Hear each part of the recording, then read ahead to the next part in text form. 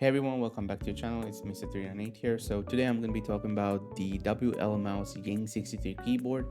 I'm going to unbox it, review it, and first I'm going to talk about the build quality, specs, and then I'm going to talk about the web driver, how to update the keyboard, the performance, and what each setting does. Now once you open the carrying case, you'll find 4 extra Jade Pro switches. These switches are factory looped, and then you'll also find 4 extra Jade gaming switches.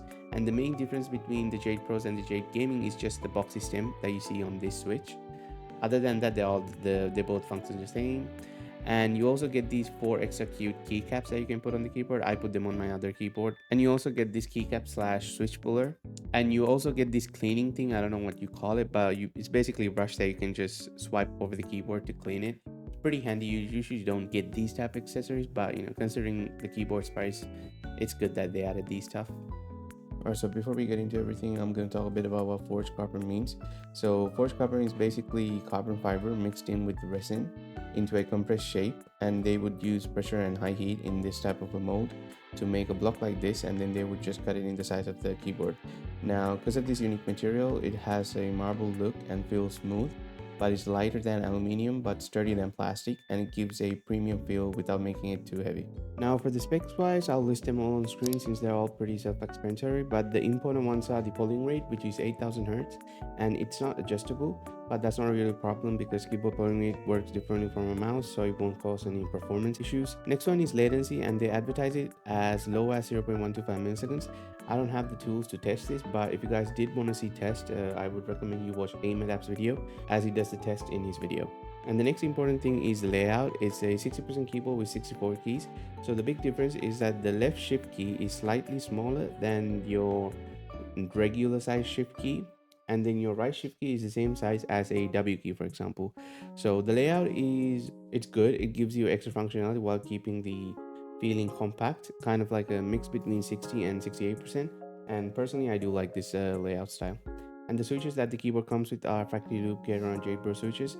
They're very smooth factory loop, so they're going to sound great right out of the box. The next thing I'm going to talk about is the build quality and feel. And the build quality is very solid. Since it's made out of carbon composite, it feels sturdier than plastic, but not as heavy as aluminium. While using it, I would say it leans more towards a metal keyboard than plastic because of the weight and just how premium it feels on hand. It's still light enough so that when you play games, you can easily move it around on your desk without applying too much force. And to the touch, I would say the surface is very smooth. It's a very premium finish, and it doesn't feel cheap or hollow. And overall, it gives a nice balance between durability and weight. And if you actually open the keyboard up, you will see 2 layers of foam. One is a pour-on foam, and then the other one is a silicone pad, which will add to the sound of this keyboard, making it more making more sound dampening. So the sound is going to be very talky and very nice right out of the box. The next thing I'm going to talk about are the keycaps. So there are 2 different types of keycaps on this keyboard. So one is the black keycap, which are very smooth to touch, and then the other ones are these graphic keycaps, which are also smooth to touch, but there's a very slight grippy feeling, or it's kind of hard to explain, but the feeling is very smooth between these 2 keycaps. So when you're using the keyboard, you won't be able to tell whether your finger is on a graphic keycap or a regular keycap, but to the touch, if you really focus, you can tell where the black keycaps are a bit grippy compared to the white graphic keycaps. But overall, when you're playing games, you won't really be able to tell the difference. So overall, they're really good keycaps. Alright, now I'm going to show you guys how to update the board. So basically, once you load into wlmouse.com, the web driver, right, you gotta click online update, and then just go to the firmware center first, and then you gotta download this, right? The latest one is 1.004, and you download that, boom, it's downloaded, and then click enter update mode. Now that will make a sound and then like eject your keyboard. Now what you should do, you should go to your folders right here, and then you go to this PC, and you should see your internal memory of your, basically it's like it's acting, I think it is the internal memory, it is the internal memory of your keyboard. Now what you should do, you need to find the, where's the thing, you need to find the download file that you just downloaded, the update. So right here, so you should find this, right? This is what you just downloaded. You should click, drag it, and then put it inside the storage of your keyboard. Boom. Now go back here. All you gotta unplug your keyboard, and then you gotta also refresh the web page. Now once you do both of those, or wait for the web page to load back up. Boom, it's loaded. Now you just gotta plug the keyboard in, and now just click it and connect. See, firmware version 1.004. That's pretty much all you gotta do to update the board now. So now I'm gonna go over the WebDriver. So the first one is key mapping. This section is pretty straightforward. You can remap any key to another key from the list available below. And the next one is keyboard performance. Now this is where the real customization happens. So the first one is mechanical mode, where it lets you set an actuation point, but there's no rapid trigger. And the next one is racing mode.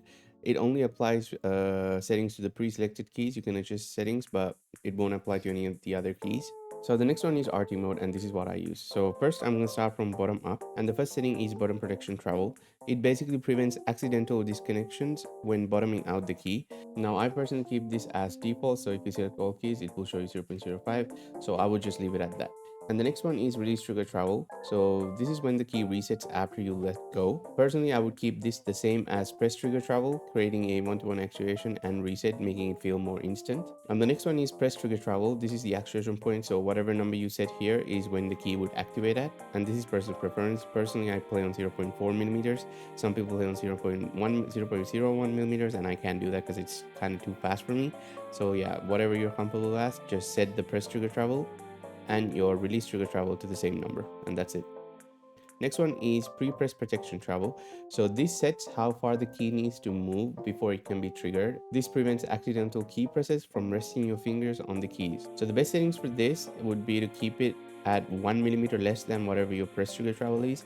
So for me, I play on 0.40 millimeters, so I would set the press protection travel to 0.30. Let's say you play on 1 millimeter, you should set press protection travel to about 0.9 millimeters. So let's say you're playing a game and you accidentally hit E, then the key won't activate until it goes below 0.3 millimeters, basically eliminating any accidental activation. That's the easiest way to go about it. And the next options are these continuous rapid trigger mode, bottom protection, and I keep all of these on. And all you got to do is once you select all keys and apply the settings, you can just save all, and yeah, that's pretty much it. And the next tab is advanced features. This is where you have SOCD and then mode tab. Personally, I don't use any of these settings, but the general idea is that you should set the SOCD to two of the same directional keys, so A and D are one combo, and then the next one is W and S. Next one is mode tab. This is basically assigning two different functions to a single key based on the press behavior. So let's say I have W selected, and tapping would let's say it would do a space bar, and holding would do a number 2 key, right? So this is basically what it does. If you were to tap the W key, it would hit spacebar, but if you were to hold the W key, it would hit number 2 key. That's the general idea, but I personally don't use any of these settings. And the next tab is keyboard lighting, and you have 44 different options to choose from. Personally, I keep it on rainbow moving chevron, but whatever you guys like. And the last tab is keyboard testing. This is where you can activate your key and see if it actually works or not. And yeah, that's pretty much it for all the settings and the WebDriver. Now, before I finish this video off, I just want to talk about the prices and the ordering process. So when I was looking at this big keyboard on the EU side, they didn't have it stock.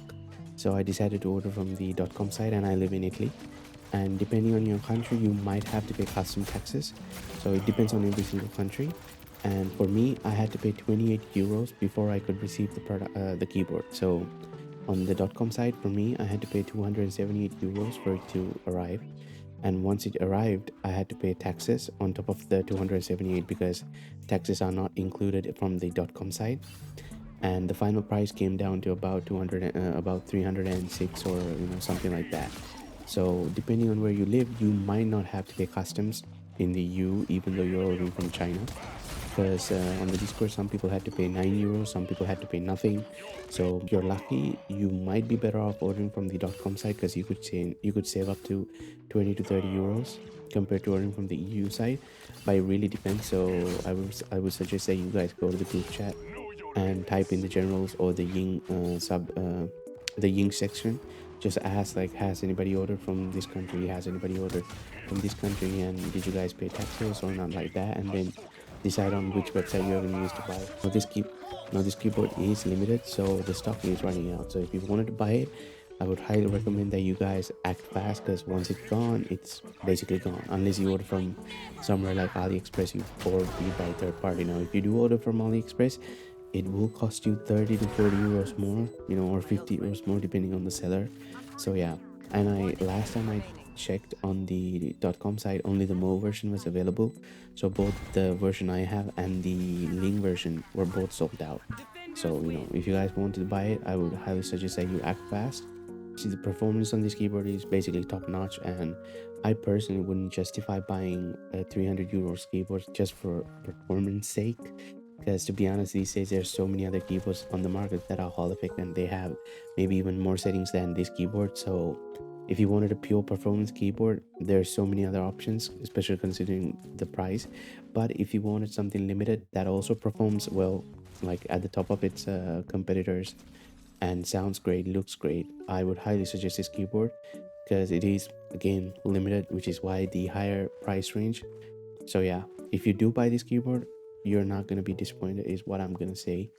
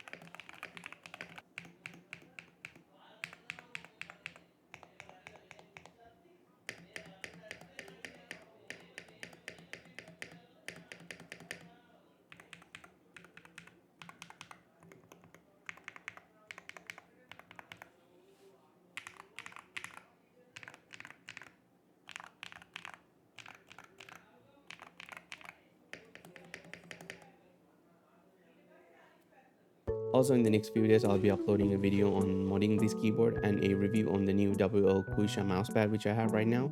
And yeah, if you guys enjoyed this video, leave a like and subscribe for future videos. And if you guys got any questions, just leave it in the comments and I'll answer them to the best of my ability. And yeah, see you guys in the next one. Peace.